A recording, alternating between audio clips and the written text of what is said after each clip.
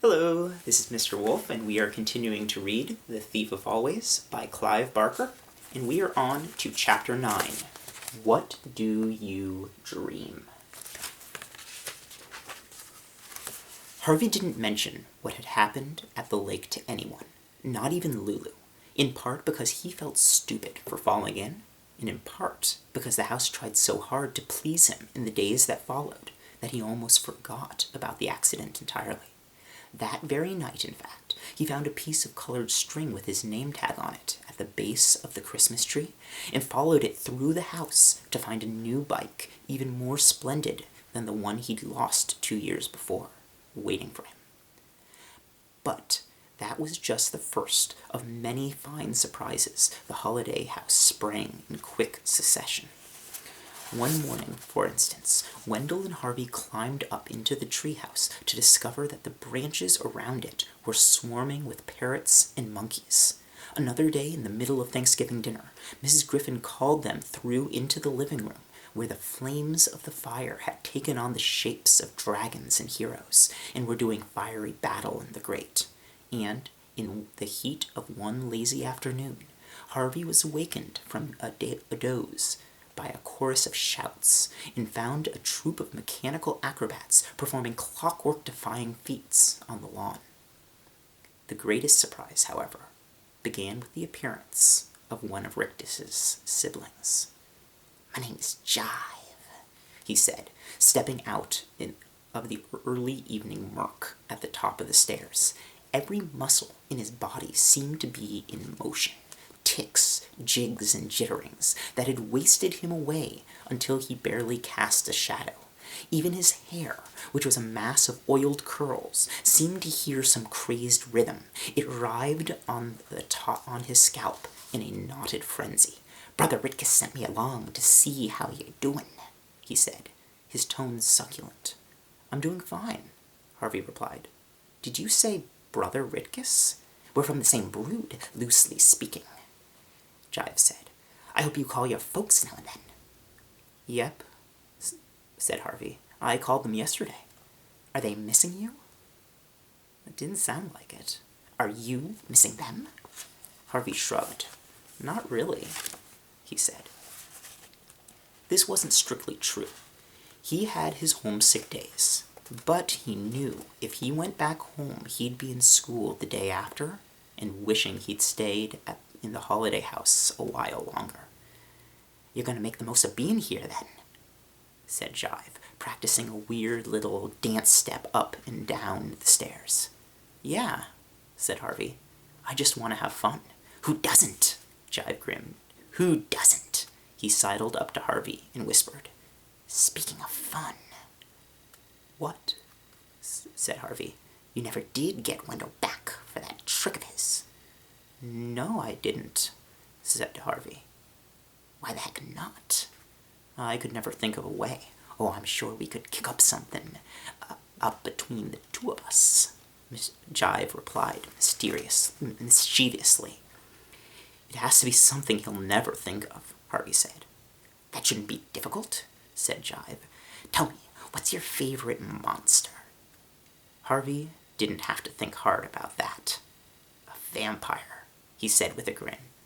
"I found this great mask." "Masks are a good beginning," Jive said, "but vampires need to swoop out of the mists."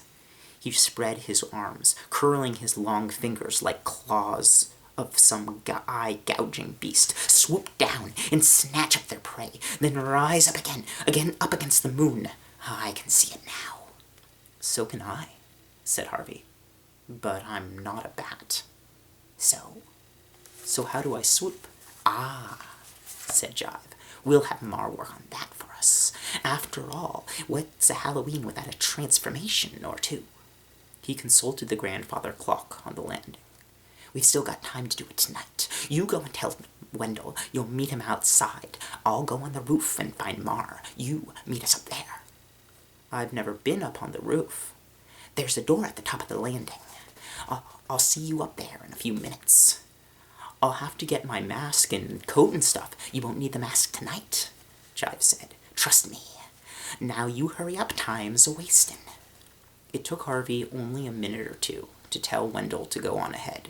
He was sure Wendell suspected something and was probably preparing some counterattack, but Harvey knew he and Jive had something up their sleeves even Wendell, expert on shock tactics though he was, couldn't anticipate.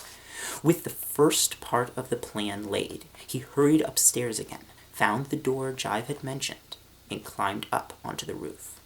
Heights had never bothered him. He liked to be up above the world, looking down on it. "Over here," Jive called to him, and Harvey took off along the narrow walkway and up the steep roofs to where his fellow conspirator stood. "Sure-footed," Jive observed. "No problem." "How about flying?" said a third voice, as its owner stepped from the shadows of the chimney. "This is Mar," Jive said, "another of our little family." Unlike Jive, who looked nimble enough to walk on the eaves if the whim took him, Mar seemed to have slug blood in her somewhere. Harvey almost expected to see her fingers leave a slimy trail on the brick she touched, or see soft horns appear on her balding head. She was grossly fat, her flesh barely clinging to her bones. Wherever it could, around her mouth and eyes, at her neck and wrists, it collapsed into clammy folds. She reached out and poked Harvey. "I said, how about flying?" "What about it?" Harvey said, pushing her hand away. "Done much?" "I flew to Florida once." "She doesn't mean in a plane," Jive told him. "Oh, in dreams, maybe?" said Mar. "Oh, yeah, I dream about flying." "That's good," Mar replied, grinning in satisfaction. She had not a single tooth in her mouth. Harvey stared at the empty maw in disgust. "You're wondering where they've gone, aren't you?" she said to Harvey. "Go on, admit it." Harvey shrugged. "Well, yes, I am." "Karna took them, the thieving brute. I had fine teeth, beautiful teeth." "Who's Karna?" Harvey wanted to know. "Never mind," Jive said, hushing Mar before she could reply. "Get to it or he'll miss the moment." Mar muttered something beneath her breath, then said, "Come to me, boy," extending her arms in Harvey's direction. Her touch was icy. "Feels weird, huh?" said Jive, as Mar's fingers floated over his face, brushing it here and there. "Don't worry, she knows what she's doing." "And what's that?" "Changing you." "Into what?" "You tell her," Jive said. "It won't last long, so enjoy it. Go on, tell her about being a vampire." "That's what I want Wendell to see," Harvey said. "A vampire?" Mar said softly, her fingers pressing harder against his skin. "Yeah, I want to have fangs like a wolf and a red throat and white skin, like I've been dead for 1,000 years. 2,000, said Jive. 10,000, said Harvey, beginning to enjoy the game. And crazy eyes that can see in the dark and pointy ears like bats' ears. Wait up, Mar said. I've got to get all of this right. Her fingers were working hard upon him now, as though his flesh was clay, and she was molding it. His face was tingling, and he wanted to reach up and touch it, but he was afraid of spoiling her handiwork. "And there's got to be fur," Jive observed. "Sleek black fur on his neck." Mar's hands dabbled at his throat, and he felt fur sprouting where she touched him. "And the wings," Harvey said. "Don't forget the wings." "Never," said Jive. "Spread your arms, my boy," Mar told him. We have a picture. Give you a few seconds to look at that. He did so, and she ran her hands along them, smiling now. "It's good," she said. "It's good." He looked down at himself, To his astonishment, he found his fingers were gnarled and sharp, and leathery flaps were hanging from his arms, and wind gusted against them, threatening to carry him off the roof then and there. "You know you're playing a dangerous game, don't you?" Mar said, as she stood back to admire her handiwork. "You'll either break your head or scare the life out of your friend Wendell. Or both." "He won't fall, woman," Jive said. "He's got a knack for this. I can tell just by looking at him." He peered at Harvey with his squinty eyes. "Wouldn't be surprised if you weren't a vampire in another life, boy," he said. "Vampires don't have other lives," Harvey said, the words more difficult to say with a mouthful of fangs. "They live forever." "That's right," said Jive, snapping his fingers. So they do. "Well, I'm finished," said Mar. "You can get going, boy." The wind came gusting again, and if Jive hadn't been holding on to him as they walked the edge of the roof, Harvey would surely have been carried away. "There's your friend," Jive whispered, pointing down into the shadows. Much to his amazement, Harvey found that he could see Wendell quite clearly, even though it was pitch dark in the thicket.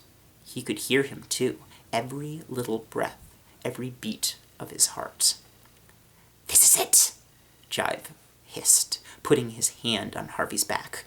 "What do I do?" Harvey said. "Do I flap, or what?" "Jump," Jive said. "The wind'll take care of the rest. Either that, the wind, or gravity."